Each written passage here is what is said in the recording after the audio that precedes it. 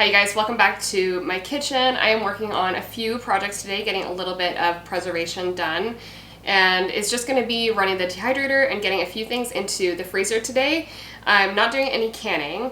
And what I'm starting out with is an elderflower liqueur. So if you're familiar with Saint Germain, that is an elderflower liqueur. It's used in a lot of cocktails, and I've been wanting to do this for the last couple years, but I just keep missing my window. So I went ahead and pulled some elderflowers, and the recipe I'm following says you're gonna need about 20 to 30. So that is what I'm going with. And I am just cutting the flowers off the stems and adding them into a quart jar. I'm really excited about this. It's gonna be a really easy process. After I've got these all in there, I'm just gonna top this off with some vodka, and it is going to sit for about a month.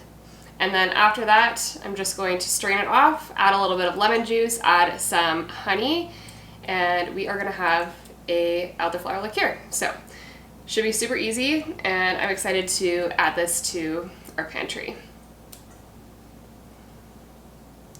So to use this in cocktails, you can make a French gimlet, which would just be gin, lime juice, and then some of the Saint Germain. You can also make a sort of spritz. So for that, you can do Prosecco and club soda, a mixture of both, and then some of the Saint Germain. You could also add gin in there if you wanted, and then some fresh lemon juice is really great as well.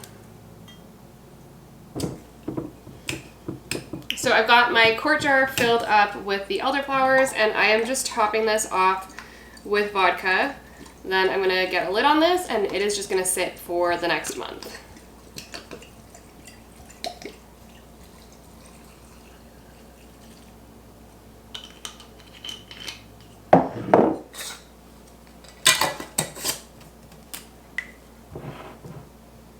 And I am dating this because if I don't, I will definitely forget about it.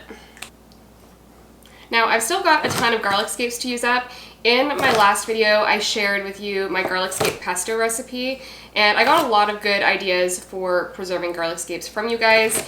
And so today I'm going to be doing a couple different things. I'm going to be making a garlic scape powder, or at least starting on it. I'm going to need to dehydrate these.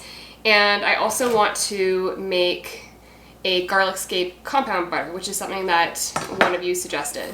So that is on my to-do list today. And I was talking to my father-in-law last weekend, and he mentioned that he does not clip off the bud, which I typically do.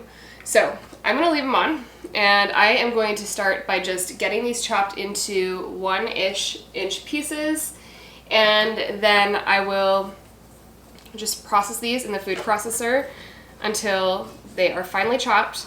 I'm going to pull some aside to use in my Garlic Scape Compound Butter, and then the rest I am going to get onto some dehydrator trays, and that will turn into a Garlic Scape powder.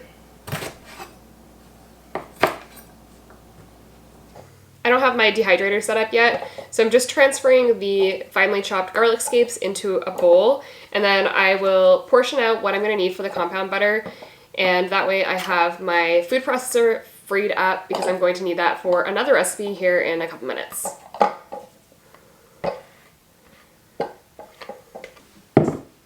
Alright, while I still have my food processor out and dirty, but just with the garlic scapes, I am going to go ahead and make another batch of pesto. The last video that I shared here on my channel was a garlic scape pesto. Today I'm just going to make a classic basil pesto. I have some basil that I need to get used up, so that's what I'm going to do, and then we'll move on to the compound butter. Alright, to my food processor, I am going to add 2/3 of a cup of walnuts. You could do pine nuts as well.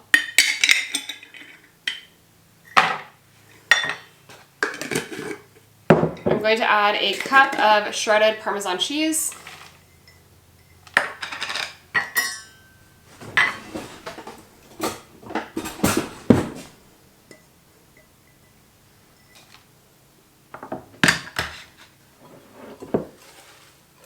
Four cups of basil.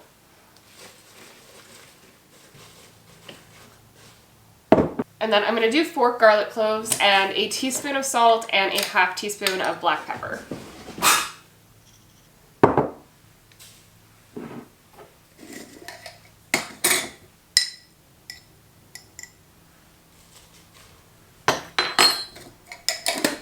And then just 1 1/3 cups of olive oil, and then I'll get this processed.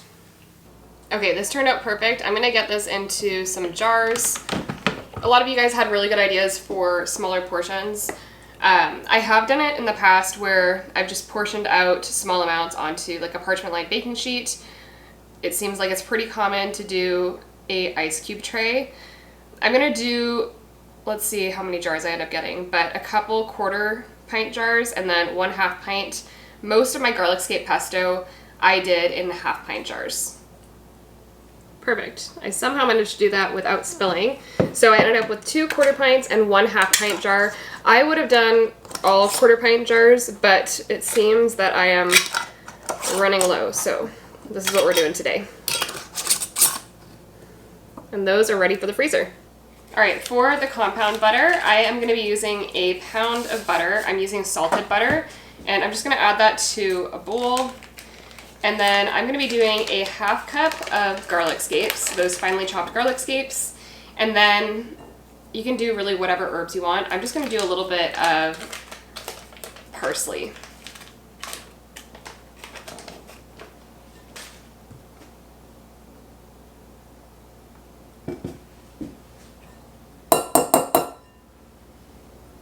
Now, my plan for the compound butter is to freeze it, and you could divide this up into probably, I would do 4 portions and roll it into a log and wrap it in parchment paper, but I am going to divide this out into like 1 tablespoon scoops. So I'm just gonna get this all mixed up, and then it will be ready to get into the freezer.